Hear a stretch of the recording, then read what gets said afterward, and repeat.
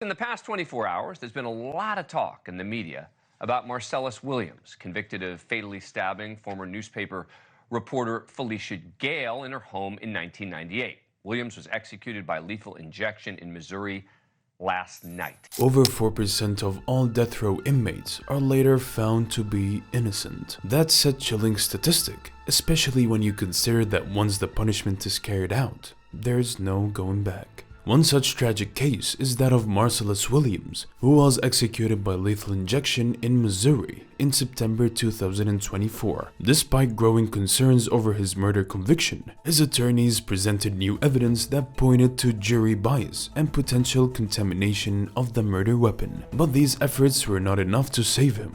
Even the victim's family had asked for his life to be spared, but their pleas were ignored. Even his last words show his pure heart. Marcellus Williams' death highlights a deeply troubling flaw in the justice system. How many more innocent lives will be lost before real change occurs?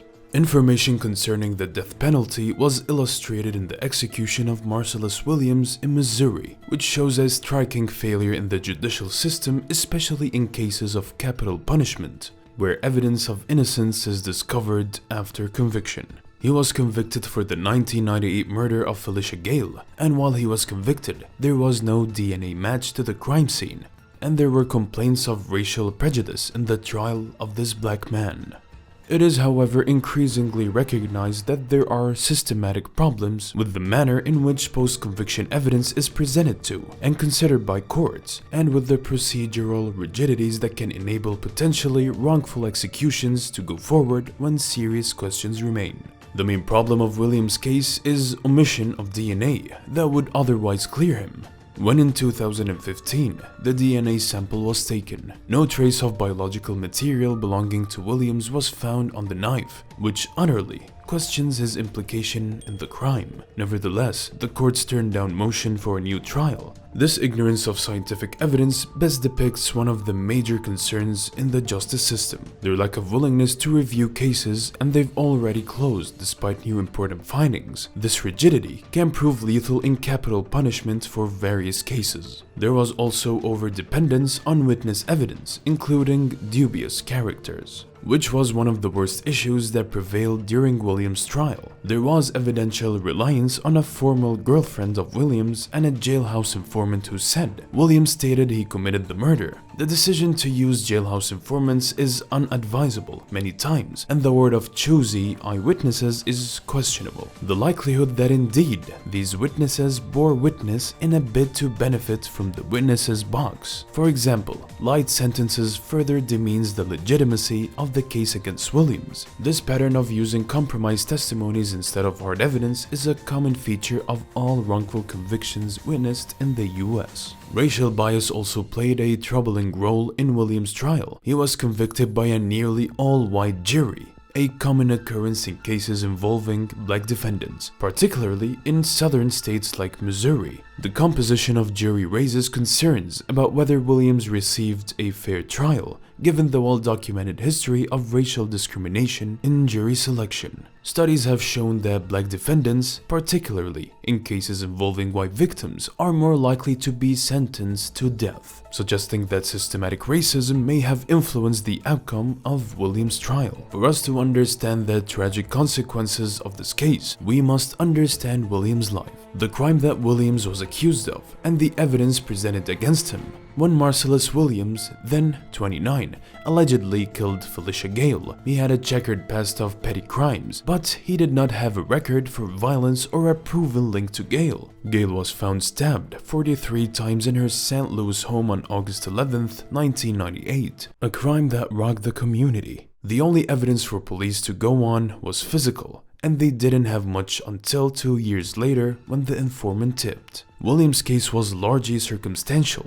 Gale's murder, prosecutors said, occurred when she tried to stop him from entering her home to rob her, but there was no forensic evidence linking Williams to the scene. Williams' conviction rested heavily on the testimony of his ex-girlfriend, who testified that he had confessed to her, and a jailhouse informant who said Williams had said the same in the jail.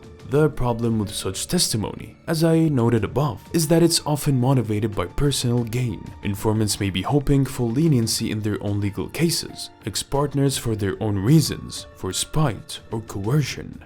The DNA testing was a big leap in the case in 2015. DNA found on the knife used to kill Gale did not belong to Williams. Testing found the DNA evidence was supposed to be a turning point, as law enforcement typically regards DNA proof as amongst the most reliable forms of forensic evidence. However, Missouri courts refused to grant a new trial or a stay of execution. In fact, a literal stay of execution. Despite this new development, the refusal to take another look at the case with the new evidence reveals a fatal flaw in what ought to be a justice system, that it ignores justice in favor of procedure. But Williams' attorneys claimed there was also ineffective legal representation and that a jury was tainted by racial bias during selection. Williams' nearly all-white jury is part of a larger pattern in death penalty cases in which juries are less diverse, especially such cases in which black defendants are charged and white victims. Such trials also often have racial dynamics that set perceptions of guilt in such a way that black defendants can be judged guilty and put to death or sentenced to longer terms of incarceration. Williams' case has become one of outrage and frustration with how public perception is handled. His execution, with new DNA evidence, outraged people and led to calls for a review of the death penalty in America, which critics say shows the lethal process breeds mistakes that can be fixed once performed. Cases like Williams call for a legal system that isn't just in firing mode, but one that is more flexible and flexible enough to review new evidence and make sure no one is wrongfully put to death. In his final moments, Marcellus Williams maintained his innocence, echoing the years of legal battles fought on his behalf. His last words, "All praise be to Allah in every situation," convey both his unyielding faith and an emotional weight, symbolizing the unjust fate he felt he was facing. Having spent years on death row, Williams had turned to Islam and has served as an imam, finding solace in his spiritual beliefs even as his life was about to be taken. His execution came despite a mountain of evidence that many felt proved his innocence, or at the very least cast significant doubt on his guilt. The emotional weight of his final statement highlights the agony that comes with such a controversial and high-stakes decision. For Williams, his execution was not just the end of a man's life, but the end of a long journey to prove that the justice system had failed him. His last words reflect the tragedy of a system that many argue put him to death without fully resolving the questions around his conviction. Williams' tragic death is a stark reminder of how one misstep in the legal process can lead to irreversible consequences. In the face of doubt, the decision to end a life remains the most extreme and often irreversible action a judicial system can take. This case emphasizes why justice reform is not only important, but necessary. Share your thoughts and opinions on whether the system failed Marcellus Williams, and to continue conversation around the death penalty. If this case has caused people to question whether capital punishment is fair, then we need to know much more about wrongful convictions and do justice in our judicial system, which has safeguards. Watch one of our next videos involving Muslim news. May Allah help us all.